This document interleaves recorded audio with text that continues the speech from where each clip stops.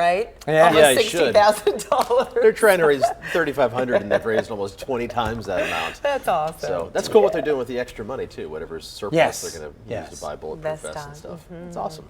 Let's take a look at what we need to worry about around here. We do have a forewarned weather alert for tomorrow. Here's what to expect over the next 48 hours. Rain this morning, including a couple rumbles of thunder, but not severe, just inconvenient for the morning commute. It's going to be warm and windy tomorrow. Like yesterday, those winds are going to be gusting over 30 miles an hour. Very warm. Temperatures reaching the low 70s. That would break a record if we hit 72 tomorrow. Tomorrow's record high temperature is 71.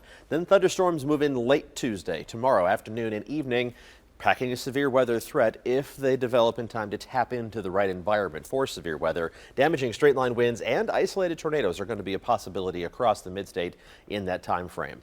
For now, it's just plain rain that's working across the midstate, but there's plenty of it. Let's zoom down to a closer extent and show you where the heaviest rain is falling right now, and it's to the south and east of Nashville. So we have some heavier downpours here around Murfreesboro, down into extreme southeastern Williamson County, northern Marshall County, and then down into southern Murray County. More rain in eastern Middle Tennessee that's gradually working its way farther and farther to the east. Some heavier downpours around Cookeville. It's light to moderate rain in Nashville, but here's a cluster of heavier rain out towards Humphreys County, Benton County. That's moving along Interstate 40 towards Nashville, and guess when it's going to get here? Right at the peak of rush hour, right around 7 o'clock this morning. So give yourself some extra time, and once you're on the roads, give yourself some extra stopping distance. Let's take a look at what things look like outside, and it's just a wet morning. Still an hour to go before sunrise, and you're not going to see the sun peek over the horizon. Just too much cloud cover out there this morning, and those clouds are still squeezing out showers, so this is going to be your view through the windshield as you're heading out the door this morning.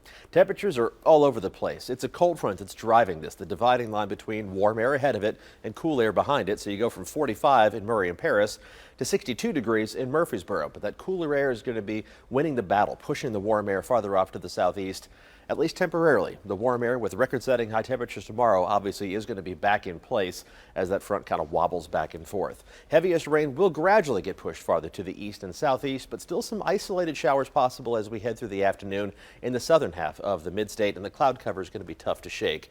Overnight tonight, we don't drop too far in terms of temperatures. We only fall to the low 50s.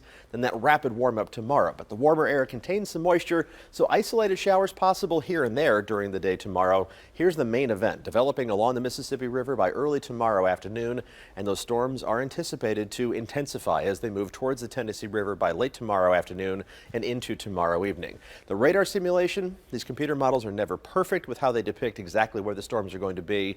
Gives us a good idea of the timing, though, with the main threat up and down I-65 around 7 or 8 o'clock tomorrow evening. That storm line continues moving farther to the east as we head into tomorrow night and eventually off the Cumberland Plateau entirely after midnight tomorrow night into early Wednesday morning. Storm Prediction Center has categorized it as an enhanced risk of severe weather. That's level 3 out of 5. That means it's a significant threat of severe thunderstorms, but this time of year, the atmosphere is not ideally set up to produce widespread severe weather. Everything has to come together exactly right, so there is still some hope that maybe those ingredients won't line up perfectly for severe weather to happen, but it's a distinct possibility edging towards a probability across the midstate.